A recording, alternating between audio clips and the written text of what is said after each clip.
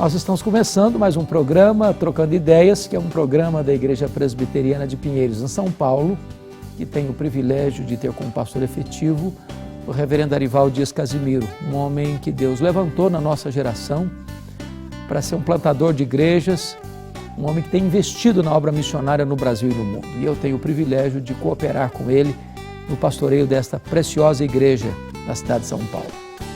O programa Trocando Ideias, ele tem como propósito responder perguntas importantes que as pessoas têm a fazer, que nem sempre tem a oportunidade de fazer ou nem sempre encontra alguém disposto a dar respostas à luz da Bíblia. Então, eu quero agora responder algumas dessas perguntas. E, por sinal, podemos ver aí qual é a primeira pergunta do programa.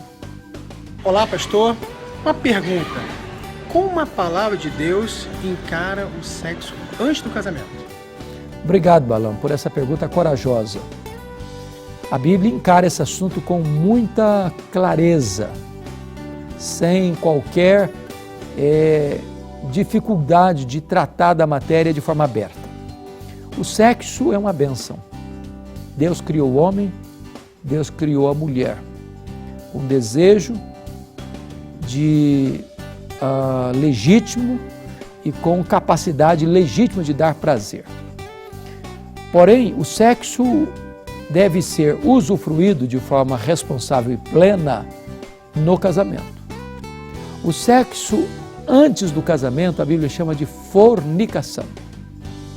O sexo fora do casamento, Deus chama de adultério. O sexo no casamento é uma bênção. De tal maneira que o sexo antes do casamento é um pecado. E aquele que entra por esse caminho atrai sobre si a ira de Deus e as consequências do seu erro. Muitos casamentos que dão errado hoje, que são aí casamentos inseguros, cheios de ciúmes, é porque lá atrás o namoro foi cheio de permissividades. Pensou que namoro era ir para a cama juntos. Embora a sociedade faça até chacota de um rapaz e de uma moça que vão para o casamento virgens, este é o padrão de Deus.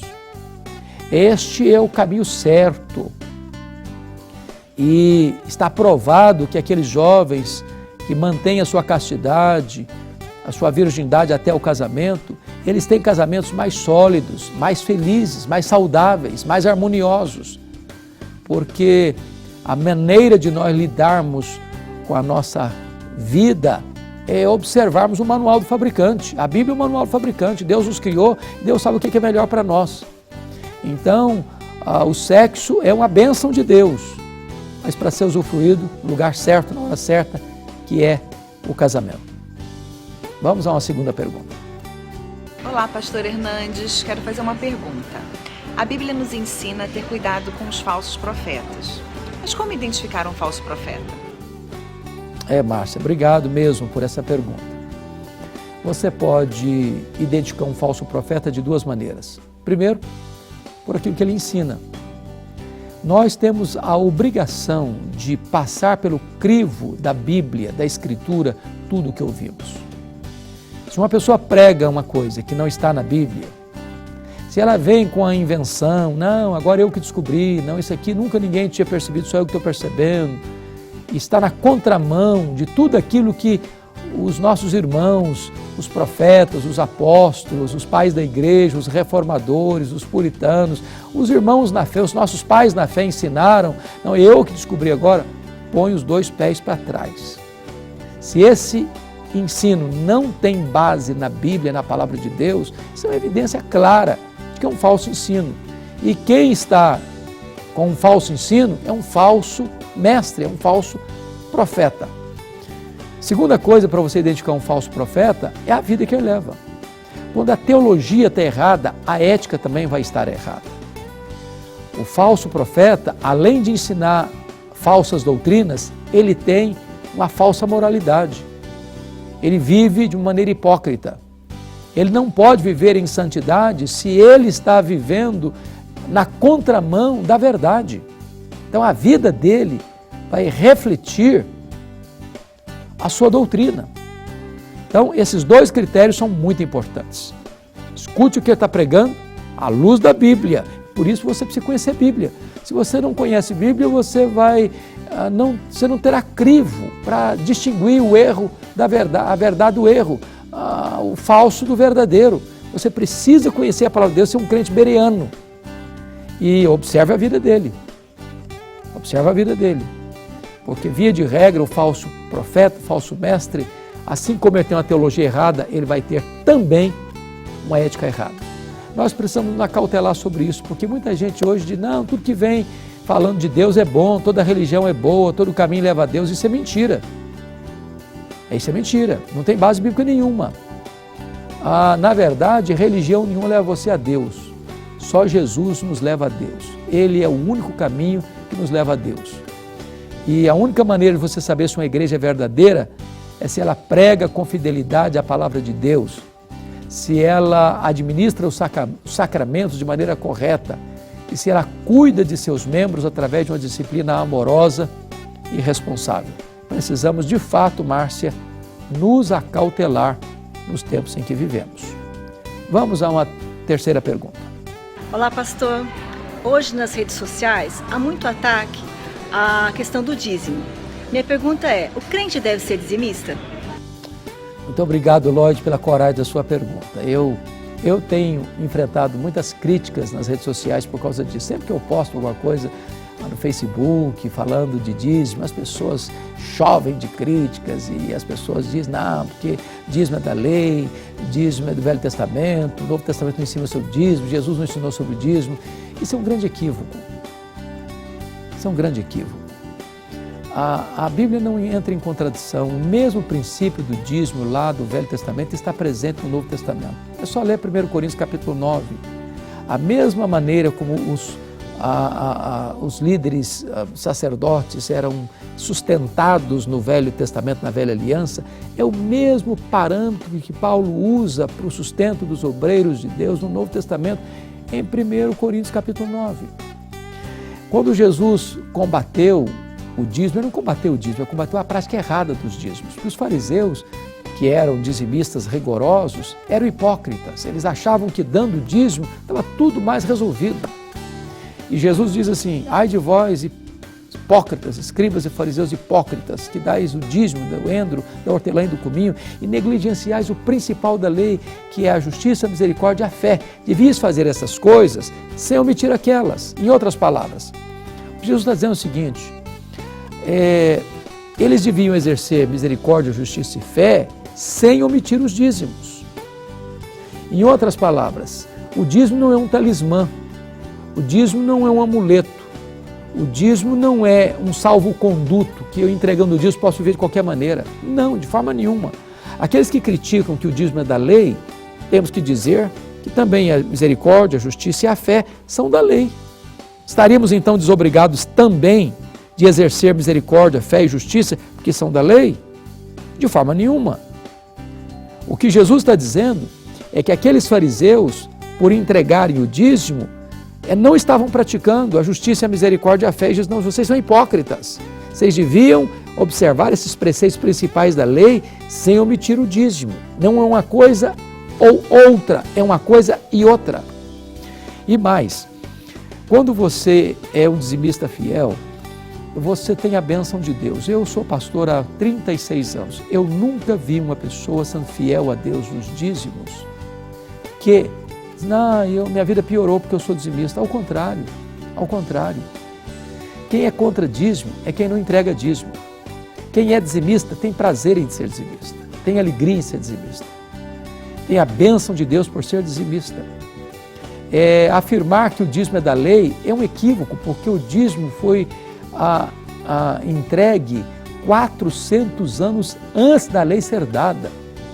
O dízimo é anterior à lei, o dízimo fez parte da lei, o dízimo faz parte também da graça, porque está claramente definido pelo Senhor Jesus Cristo, devias fazer essas coisas sem omitir aquelas.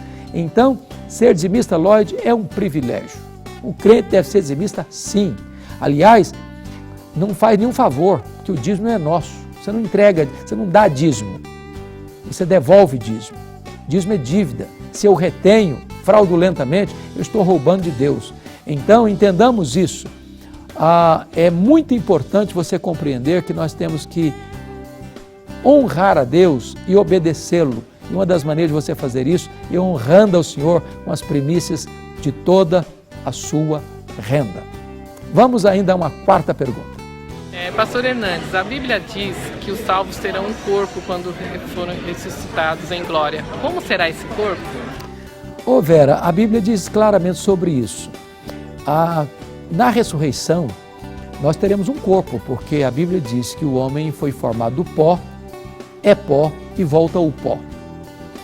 Porém, quando Jesus voltar em glória, os mortos vão ressuscitar. Como é que será esse corpo? O apóstolo Paulo responde esta pergunta na sua primeira carta aos Coríntios, capítulo 15, a partir do verso 42. Ele diz que quando um crente morre e é sepultado, isso é como se fosse uma semeadura. Há uma continuidade e uma descontinuidade. Morre o José da Silva, vai ressuscitar não o Antônio Pereira, mas o José da Silva. Morreu um crente, não vai ressuscitar um ímpio. Morreu um ímpio, não vai ressuscitar um crente. Então tem que ter continuidade. Porém, há uma descontinuidade, porque esse corpo que foi sepultado, semeia-se em desonra, ressuscita-se em glória. Semeia-se em fraqueza, ressuscita-se em poder. Semeia-se corpo natural, ressuscita corpo espiritual. Então o que acontece? Esse corpo da ressurreição não tem nada a ver com esse corpo fraco nosso.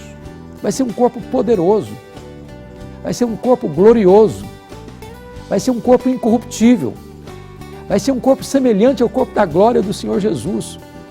Esse corpo não fica velho mais, não fica cansado, não fica doente, não tem defeito físico. Nós vamos ter um corpo perfeito por toda a eternidade. Esse corpo da ressurreição não vai ter duas brigas, nem com a balança, nem com o espelho. Vamos ter um corpo perfeito. Imagine você, uma criança que nem chegou a nascer, um feto, morreu na barriga da mãe, vai ser um feto glorificado? Imagine você, um vovozinho de 110 anos, vai ser um vovozinho de bengala no céu?